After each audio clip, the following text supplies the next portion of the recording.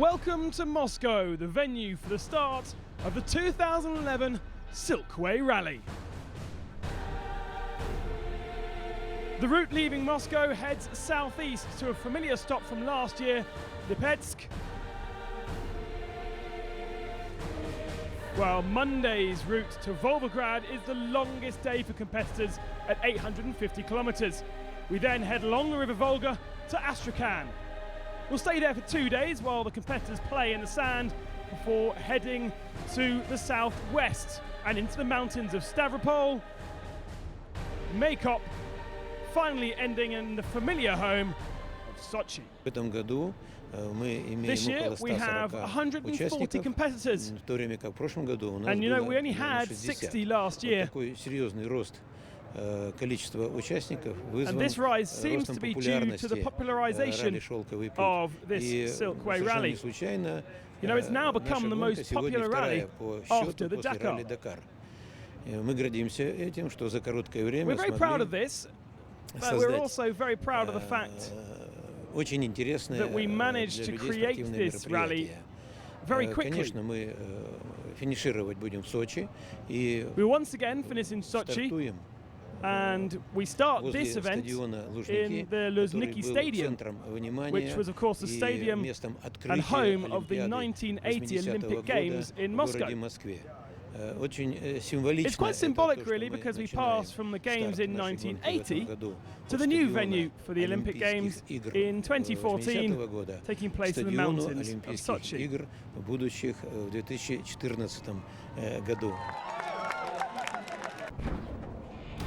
From the Red Square, the fight begins 311 kilometers south on the battlefield of Kalinikov, where the Russian nation was first established. The route will be familiar from last year. In theory, the Silkway Rally should be a walk in the park for someone as experienced as Stefan Padansel, but the 9-time champion is pushing the limits of development of his Mini, and after 43 kilometers, the car bites back. Dès qu'on accélère un peu fort, le moteur se coupe. As soon as we accelerate, the engine stops. It seems to be an electronical problem. Apparemment là, ça a l'air de remarcher. I think there's a lot of electronics on the car, but it now seems to be working again. The problem didn't go away though, and he came over the line 2.5 minutes behind, suggesting more problems with the Mini. Winner of day one was a bit of a surprise. The long grass and mud played havoc with the pace of the early runners, and it helped those behind. Alexander Zelduov took victory by 3 minutes ahead of this man, Christoph Holovitz. Attention was on him after the demise of the Mini. They were finding navigation particularly difficult. They lost a lot of time early on, were able to claw it back for second by the end of the day.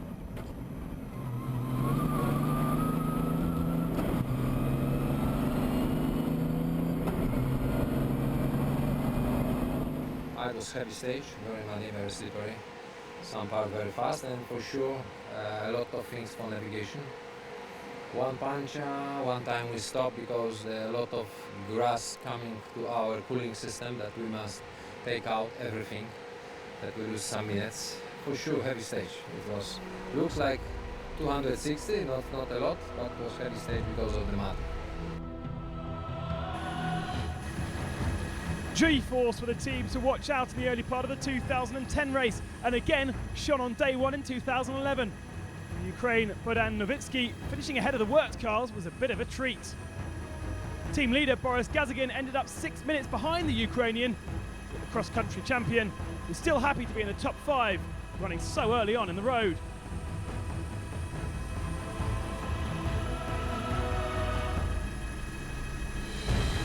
It could have been a top 5 spot for Balazs Salzar had he not been slightly overcautious with navigation. Instead, that place went to a hard-charging Ukrainian, Vladimir Nesterchuk.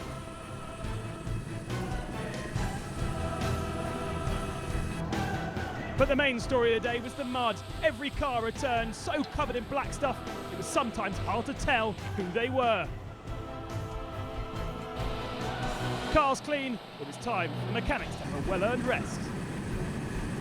Keying off where he left off in 2010, Eduardo Nikolaev, the winner of the last year's Silkway Rally, was in fine form.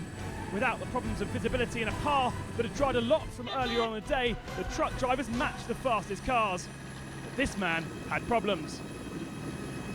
Returning back to Dakar rallying, Hans Stacey had a rude awakening as a rear brake heated and overcooked the tyres.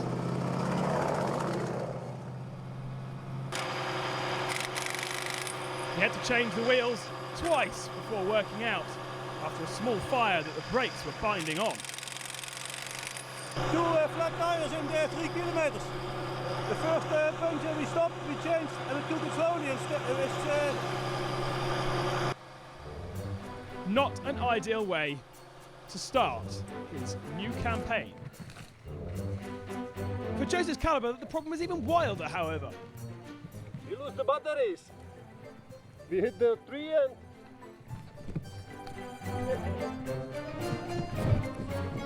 the batteries are somewhere in.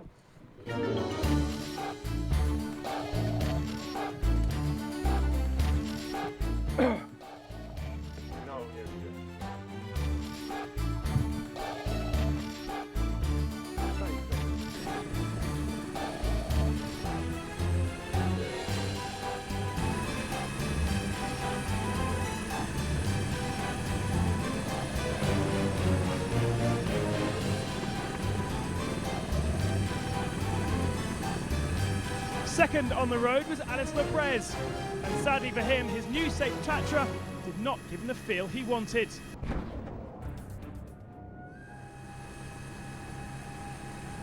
In 2010, he took 4th on the Silkway and 2-stage victories on the Dakar.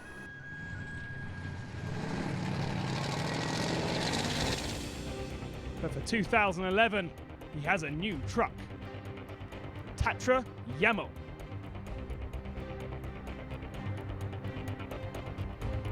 The new truck has a little small disease, like the first baby was born, but it's a standard situation, but mostly there is a positive feeling from it. The truck is a little bit difficult to drive in the top speed, but in the technical parts and so on, it's really nice to drive and it's much more comfortable. And I feel much more safety in this truck behind this now, so from that point of view, I found it as a better solution. It's clear the ride is miles better, but the hooded machine has better weight distribution as well and a brand new turbocharging system. This is not an evolution, this is a revolution. It's a big goal. We will see. We produce most components in our garage with cooperation with Tatra, and we hope so that this truck will be successful for the future. The new team hopes to be able to field 2 older 815 trucks for rent on the Dakar, allowing the grand assault of 3 guys in Argentina next year. But for now, Lopez is flat out.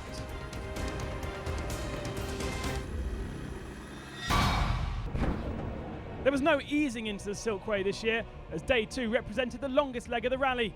The 483-kilometre special was a mix between twisty tracks and sandy blasts, eventually ending up in Volgograd. This is another famous battlefield for the resistance of it in the Battle of Stalingrad in World War II. Mother Russia now protects it. First on the stage, it wasn't long before the winner of 2010 was showing signs that all was not well with his Kamaz truck.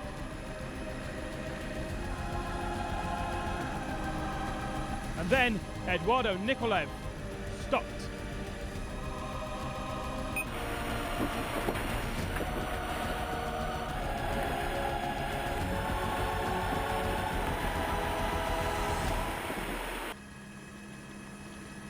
It took him till 5 a.m. to get home. He would be out. Once again, Hans Stacey pushed extremely hard. Desperate problems caused problems on day 1, but over the fastest sections of the stage, he was flat out. Equal with Kabarov at CP4, by the end the Dutchman sadly lost out, 4 minutes down. But he was driving with all sorts of problems in his Iveco truck as they continued to try and find a setup. Day 2 was the Yamel's first taste of sand, so it was a journey into the unknown for Lopez. 4th sounds good, 20 minutes down though, not so good. Best of the man trucks was Peter Verschluss, 7th on day one, 5th with a healthy improvement for the Wecker run machine, conditions which were continually fought to his favour as a sand specialist.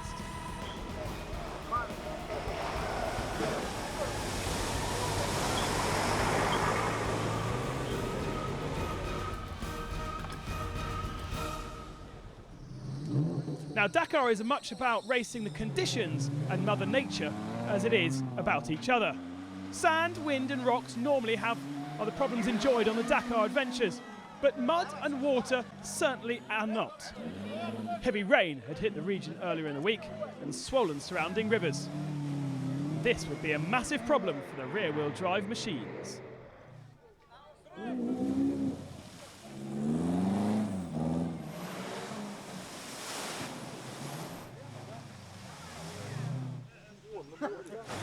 One of the favourites to fall foul was Matthias Kahler. The multiple German rally champion broke a cam belt on day one and then reversed back into the river, having not managed to climb the bank first time.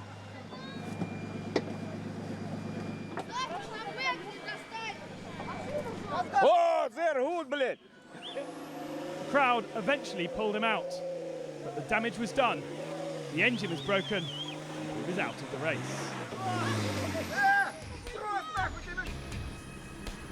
Despite traffic in the early part of the stage, Petter Hansel held a 3-minute lead over the first hour of day two, and that advantage just grew.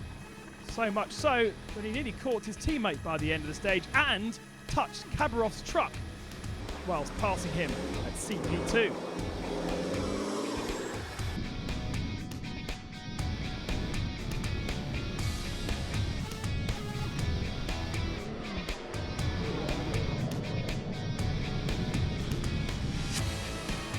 The 14 minutes difference between Petter Hansel and Holovitz might have been a disappointment for the pole, but with none of his day one rivals anywhere near him, he was able to drive at 90%, crucial for Rally-raids survival and potential victory.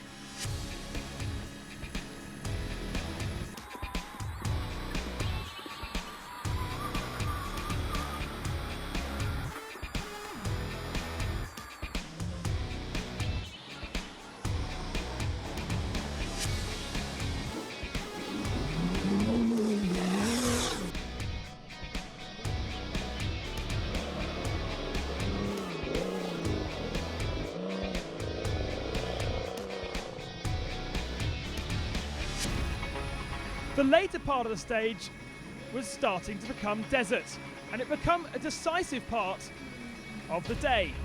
Lavier in the dunes and the new Oryx buggy was flying.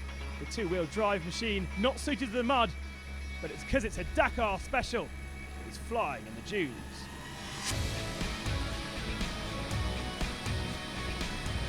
They're trying to develop this into something that could challenge the top spots in the January Classic, and in Lavier's old prototype, Yi Hongzhu tasting his first dunes. Day two for Alexander Zeldowov was not quite as fairy tale as the first. He was first on the road, he got lost, and it got worse when the car was unhappy. He managed to claw back time at the end, so his sixth was an epic result. Despite this slightly strange off-track excursion.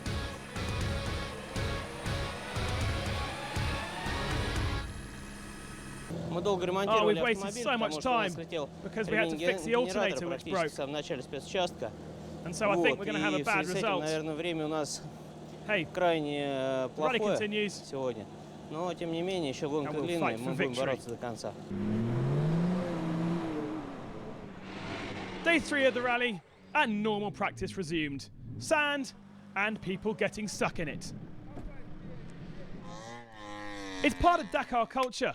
The organisers actively seek the toughest sections to totally test the teams, and by the end of day two, the rookies were finding it especially hard.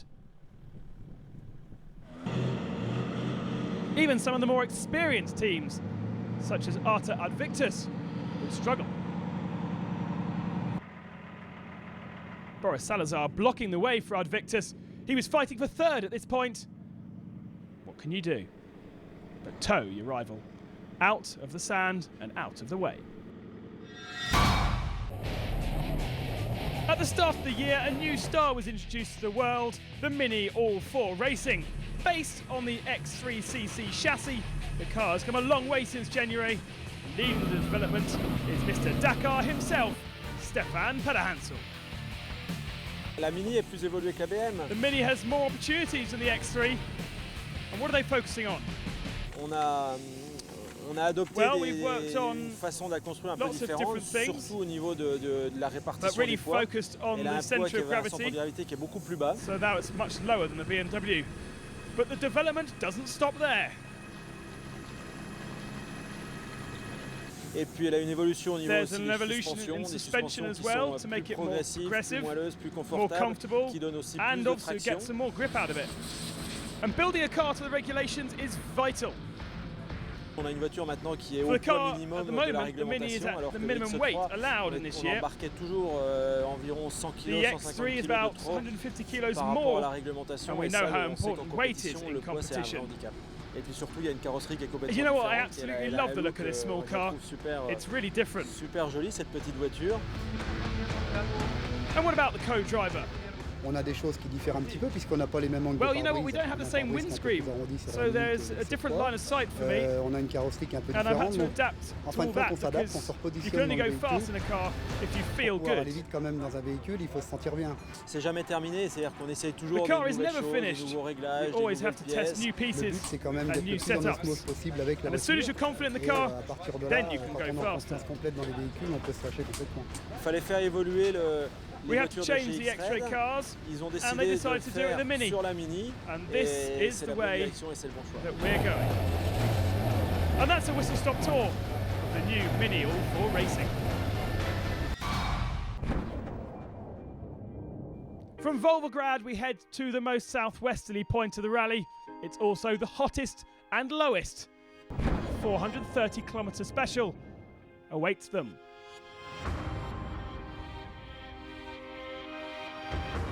Camels in this part of the world have two humps, not just the one we normally see in Dakar culture.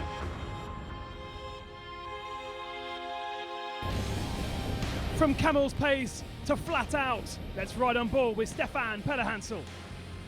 Day 3 really should have been another stage victory for the Monster Mini, but the Frenchman reversed onto a camel hump halfway through the stage. It cost him 7 minutes and a stage victory.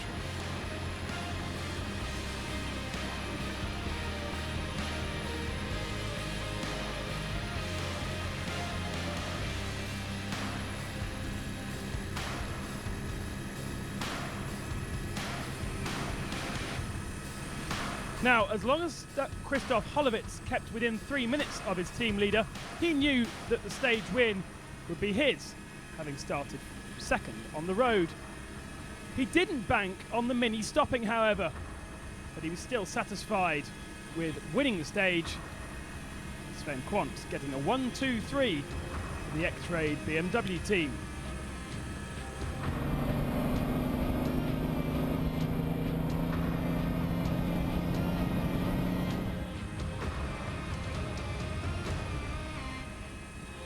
And that was because third, some half an hour back, was the third X-Ray BMW of Alexander Mironenko. He's having his first taste of the X3cc and was fourth on day 2. He shares his name with a cargo ship, but this result would grab second overall. The two-wheel drive cars didn't really enjoy those first 2 days, but the sand is much more to their liking. Chabot in fourth, Honra in fifth. Balaz Saleh in his Monster Opel was super fast when he wasn't digging himself out of sand. 3 times in 2 days, and then this happened, late in stage 3.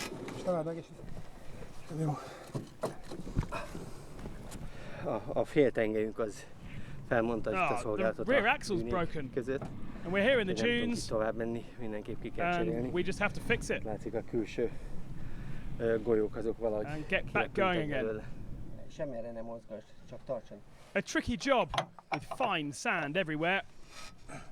But Balaz and his co-driver got everything fixed and just lost 2.5 hours. Alexei Burkert had a bit of an accident in his Mitsubishi, but he was able to finish the day after ripping a few panels off the car.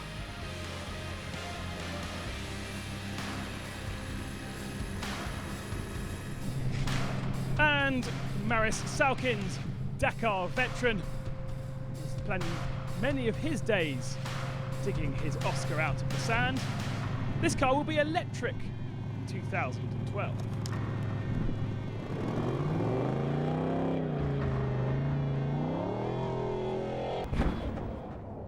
So the overall ranking after 3 days, Holovitz an hour and 27 ahead of Mironenko, Zeludov 2 a bit down, Pederhansel 4th, Lavier in 5th.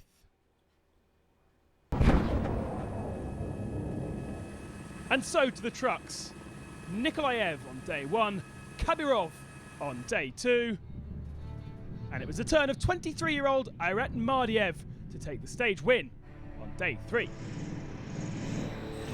After disaster with punctures the day before, he started 18th truck on the road, but still managed to keep pace with the leading contenders, and over the last 150 kilometres established a victory margin of 6 minutes. It was an impressive feat. Yep. We didn't start first, and that meant we had to overtake lots of other trucks. I guess about 7 or 8. Kabirov entered the stage with a nearly an hour's worth of advantage in the overall standings, and therefore decided to take it easy. He knew if he saw Hans Stacey in his mirrors, he had to start pushing. The problem was, Stacey wasn't pushing as hard as everyone expected him to, and therefore Kabirov's pace was perhaps a little off what it should have been. The reason he was struggling was that Hans Stacey had engine problems. He actually had to stop and work on the block en route, but he then pushed to the end and managed to claw back 3rd by the end of the stage. Brug over aan de middelste piste. Wel een hè? Ja, ik moet hier rechtdoor. Door, die. Ja, deze hier. The man outpacing both of them at the start of the stage was Alice Lopez in his Tatra. Early in the day, he was mighty, but then he did this. He went exactly the wrong direction from everyone else and dropped to 6th position.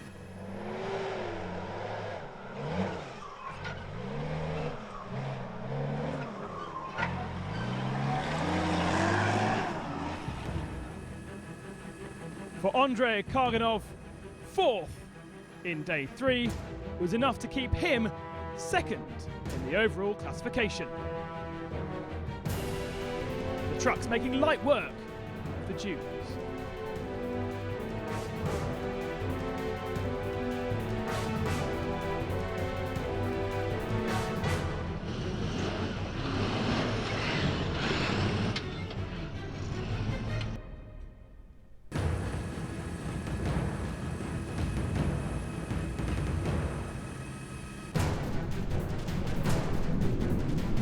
Four trucks entered the rally. By this point, still 32 remained.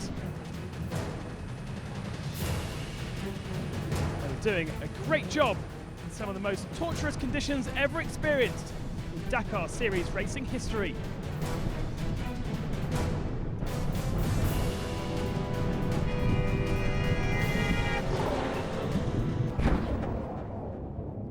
And after 3 days, Kabirov leads by 41 minutes ahead of Karganov, Stacey an hour down Lopez, and Verschluss in 5th position in his MAN.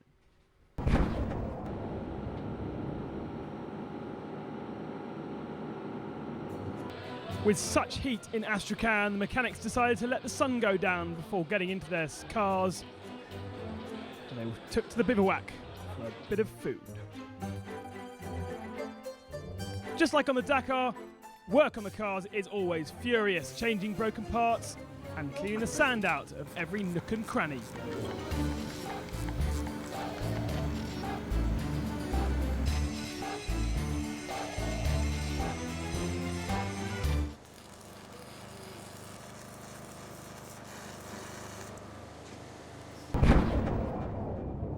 It was to be a big day. Stage 4 presented a 400-kilometre test over heavy dunes, Some parts similar to the day before, others they would cross the route from yesterday, and luckily going back to Astrakhan where their bivouac was already ready for them. It was going to be the hardest day of the rally.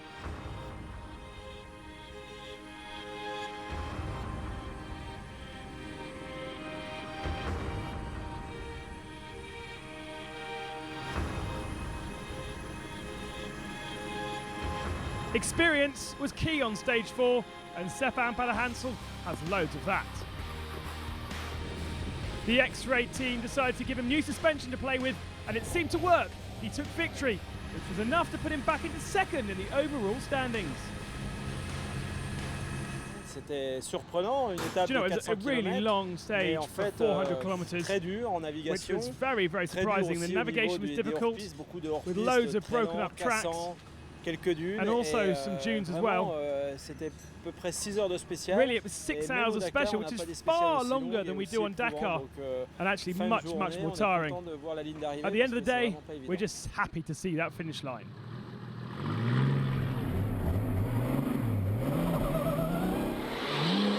For much of the morning, Christoph Hollowitz ran with his teammates, meaning he would drop just 3 minutes to the mini. For sure, when you drive like this kind of car, you're getting more lazy for the changing gear. What? Yes, it's coming. You feel that not coming, yes, but speed coming properly. Exactly. Sadly, the pole got stuck in the second half of dunes and dropped back. This is Roland Chabot's first appearance in Russia, and it's fair to say the first few days didn't go very well for the SMG buggy.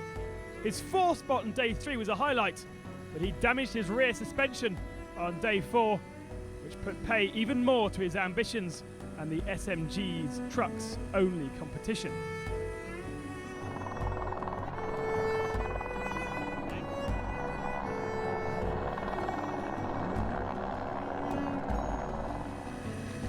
Hired driver Alexander Mirenko has been a star. Just one day before, his bad luck ended when he lost 2 hours having to repair his car after driving into a hole.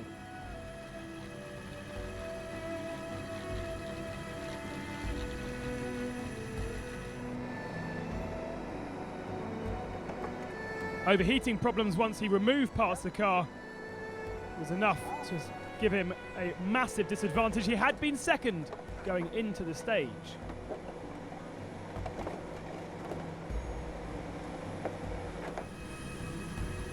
Once again, the pace setter at CP1 was winner of the first stage, Alexander Zelduov. Gone was the mud and the rivers, but the Russian was still flying in his Nissan. He got stuck in the dunes in day 3, but was able to finish stage 4 without any problems, just 20 seconds off Holowitz's time in 3rd.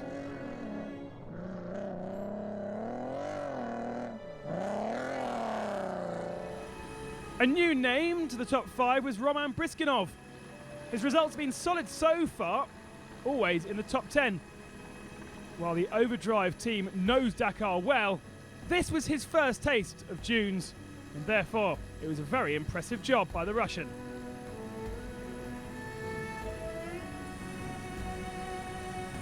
For Christian Lavier, the pace is there with the new buggy, designed specifically for sandy conditions.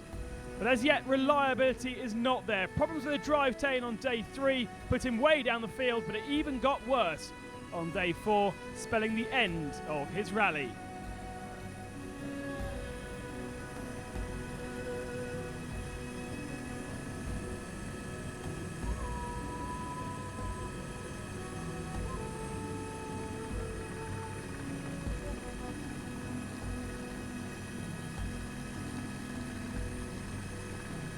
On a eu un souci avec, au niveau du porte-moyeu, au niveau de la fixation de billet de direction, qui a lâché au kilomètre 210 dans les dunes. Et bon, on a essayé de réparer tant bien que mal pour pouvoir rentrer. Mais malheureusement, on a raté des waypoints, donc aujourd'hui, on est hors course. So to the day's truck action, and it was Czech driver Ales Lopez who finally took victory. He'd made a killer mistake with his co-driver the day before, costing him a stage win, and so was determined to make up for it. Day 4 will go down in history as the first stage win for the new Camel, and the first non-Kamaz victory on Silkway 2011.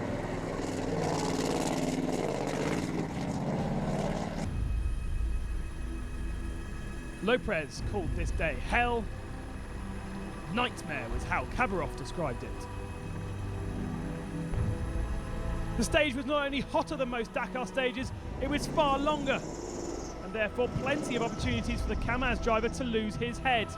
He kept it though, to take second, but lost a good 15 minutes to Lopez. The idea of a non-Kamaz victory would be a disaster for the Russian team. The boss of Kamaz is the boss of the rally. And there's a big celebration in Sochi at the end of the rally, and they hope to show off their trophy. Andrei Karganov being the safest pair of hands, consistently in the top 5, and therefore playing rear gunner to Khabarov in the standings. Ayrat Mardiev's role in the team not only is to be the youngest person, but it's to push when needed and grab a stage victory.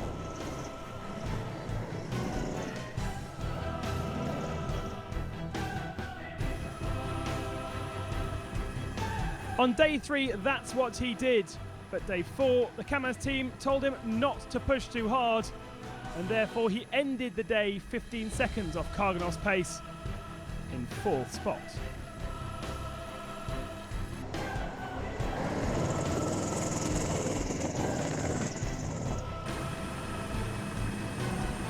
There are other truck makes in this rally apart from Kamaz, and Peter Verschluss sports a MAN badge on the front of his Veka machine.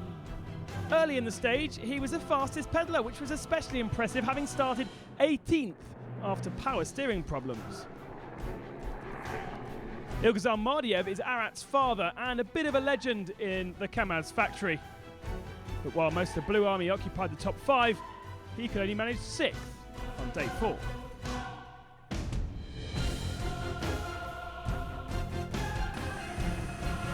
Hans Stacey hasn't had an easy return to Dakar rallying and had to do engine repairs to his truck in the stage on day 3.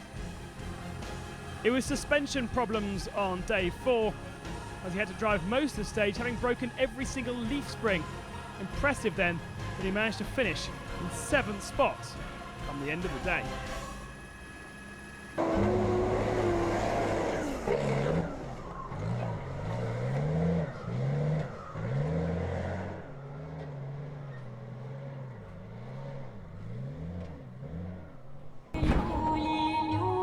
Stage 5 is the longest stage of the rally, even when it was modified because of the torturous desert conditions near Astrakhan. 600 kilometers of racing towards Stavropol.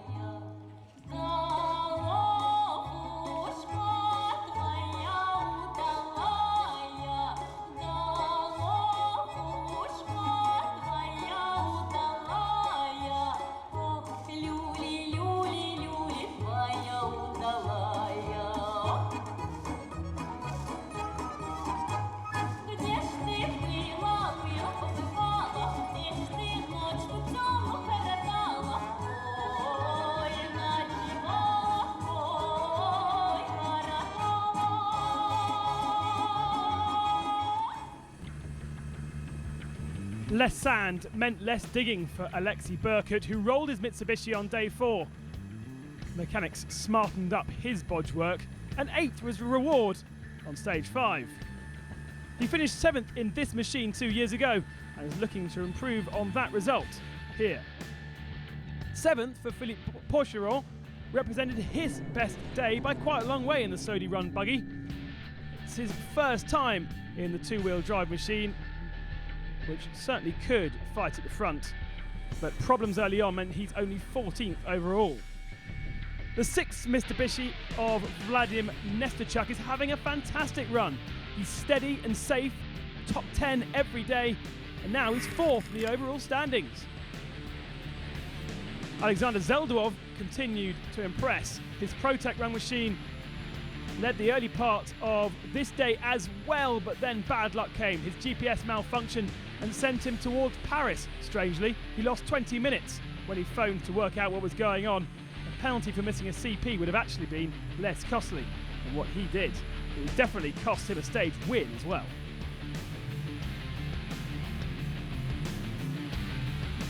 With the flat-out sections of the route, meant drivers could take a bit of a back seat, allowing power and the co-drivers' directions to take precedence. Onrad's Volkswagen is built extremely fast and also reliable, meaning he was best of the rest behind the 3 X-ray cars.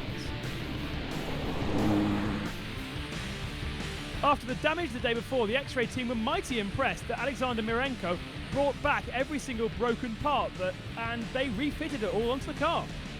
His mid part of the stage 5 was as good as his far more experienced teammates. Therefore, he finished just 20 minutes off after 7 hours. Punctures for Peter Hansel meant this was not going to be a stage for him. And once he caught Holovitz, he knew he would be second best to the BMW. Progress continues to develop the Mini, and it will have spawned 3 more generations by January. Christoph Holovitz may be in one of those Minis, but for the moment, the X3 feels like home for him. He took stage victory. The landscape was fantastic when we passed the green halls, green mountain, and for sure from the sport side was, you know, just drive. And I think for the navigator, if you ask navigator, was really different story, because they are crying, mistake in the road book, where we are, some big ditch, I'm just drive slowly.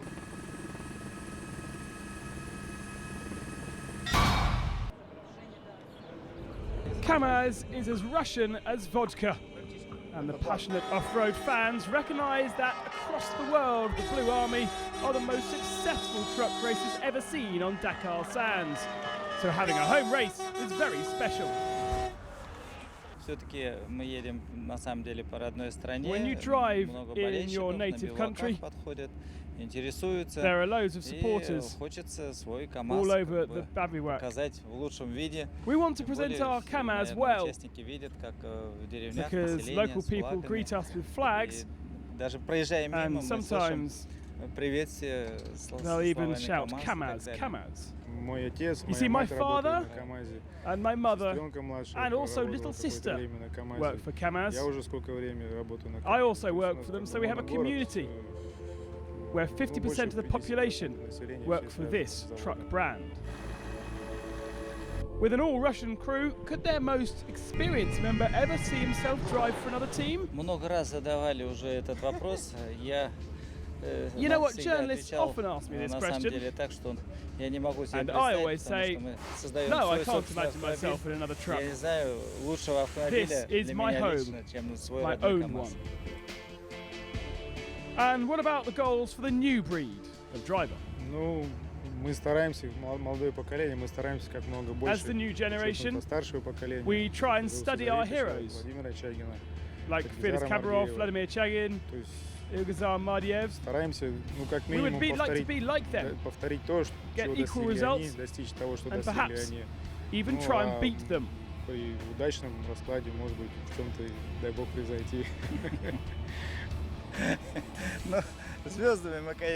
But we don't feel like stars, says Kabarov. I guess even if we wanted to. It's for sure that on this week in July, Kamaz are the masters of off-road rally.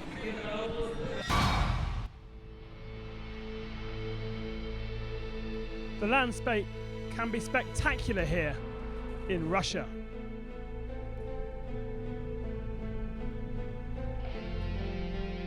Some were able to go fast, but for Andrei Karganov, it was not a good day at all. Racing for third position, he almost instantly fell into problems, eventually suffering engine maladies later on. And he'd be 15 minutes down and out of the top 2 positions.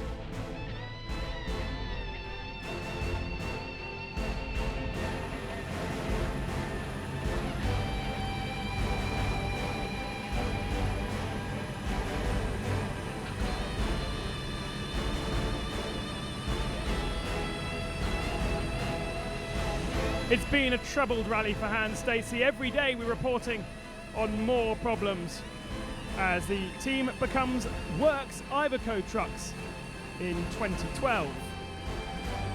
6th position on this stage. He wants a lot more. Brother Edwin van Ginkel is out of the rally with an engine failure, but Wolf carries on. 5th spot was his best finish of the rally so far, and he's just 10 minutes off a top 5 overall position now.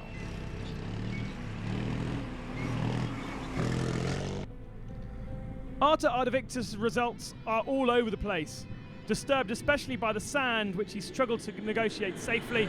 There's no doubt that Kamaz is fast, but is the Kazakhstani driver that's in it.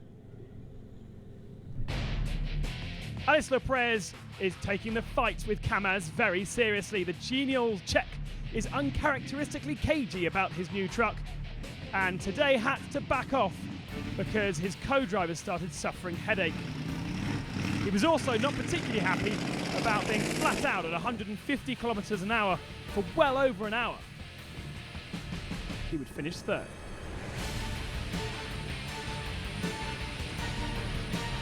Franz Echner also has had millions of problems on this Silkway. 3 days he's had engine issues, but the pace is there because he got 2nd on day 5. What a great result. And what can you say about the winner, Fidesz Kabarov? Yet another stage victory, getting closer. Вот так, вот так, вот так. На 30. И подходим к дороге через 500.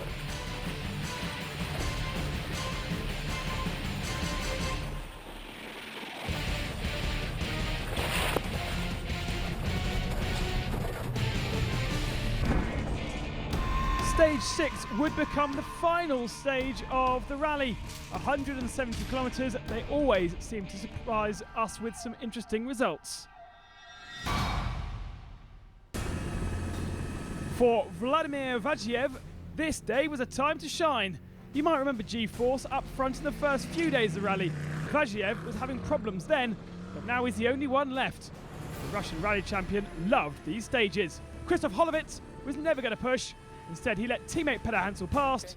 Fucking crazy rapid, huh? I'm sorry, but you must kill him. No, I don't want to kill him. Okay, alive. And yes, lost 30 seconds behind a rabbit. Stefan Pederhansel had a bit of fight on his hands as he expected to win the stage and protect his 2nd overall, but the Frenchman was still testing and the changes he made on the car didn't work. Although he stayed in 2nd spot, and that was because Alexander Zeludov had serious problems. He was fast early on, but then it became clear that he had engine woes, overheating the engine, and it became a frustrating day, filling up the radiator every 15 kilometres. The cancellation of stage 7 came as a bit of a disappointment to Nesterchuk, because he would have been able to get onto the podium in stage 7 with Zeludov's demise.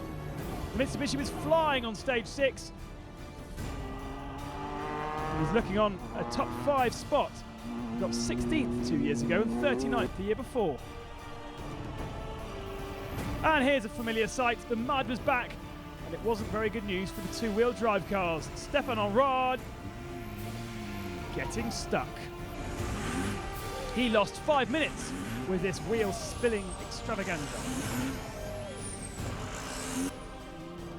Leader of T2, Fred Cheveny, was as fast as the prototypes early on. The car ended up in 8th position by the end of the day.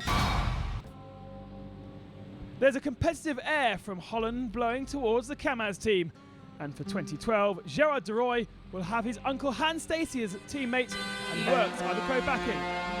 A focused attack on a Kamaz supremacy. The emotions, it's joining forces,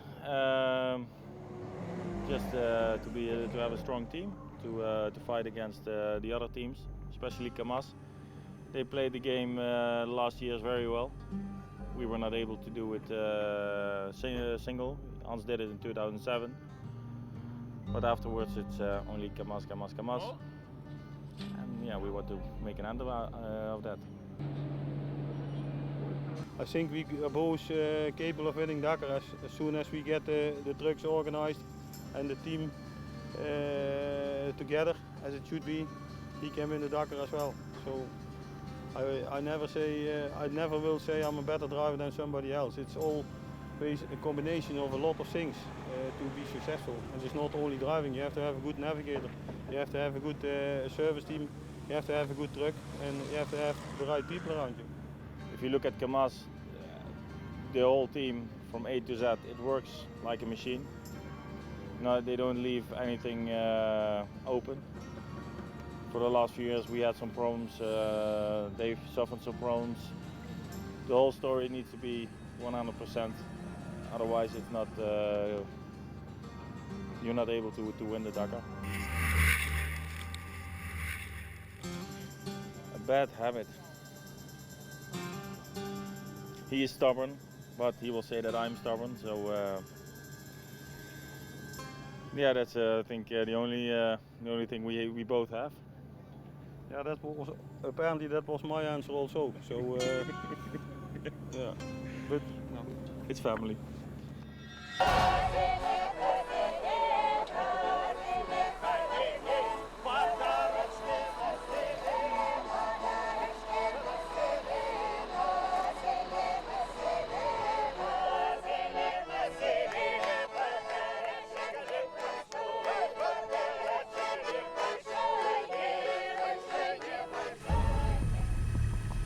With an hour advantage, Kabarov was on a leisurely stroll. Instantly 15 minutes off the pace, there was a little concern that perhaps his Kamaz did have a problem. To me, he was just pulling people out of ditches.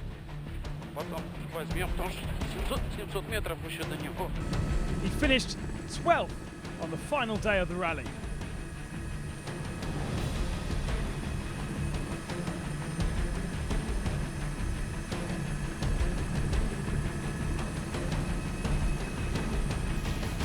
Alistair Perez may have had problems with tyre inflation system deflating his tyres, but he still managed to grab 15 minutes off Beardus.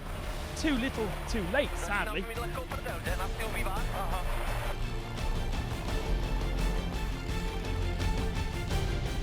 It was Irat Mardiev who was the man who took his second stage victory of the Silkway Rally.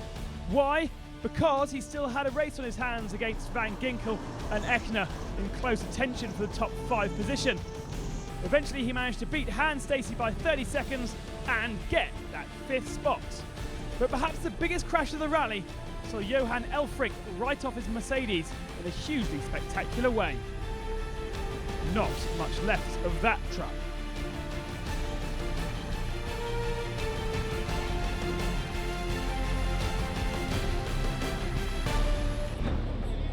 Then, under the illumination of the moon, drama. Kabarov was handed a 1-hour penalty. What happened? No comments, excuse me. It meant he lost the lead by 15 minutes to Lopez after taking it easy. Victory for the new Tatra Camel.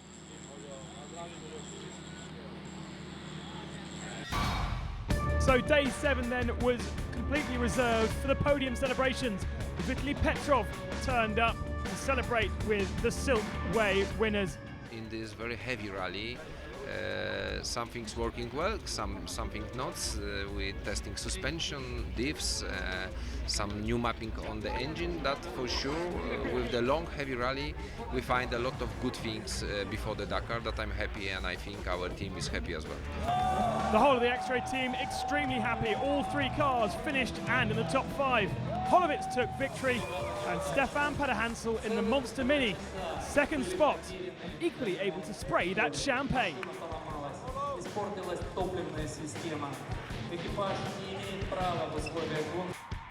And confirmation of the final results, 2 hours between the two. That was the 2 hours that Pederhansel lost on that very first day. Zelodov 3rd, Nesterchuk 4th, Mirenko in 5th spot.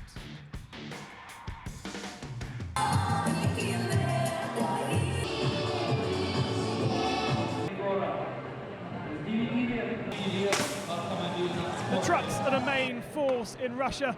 Big celebrations for Andrei Karganov as he sprayed the champagne. All the attention though was on Felix Kabarov, but he was still smiling despite being knocked to 2nd place.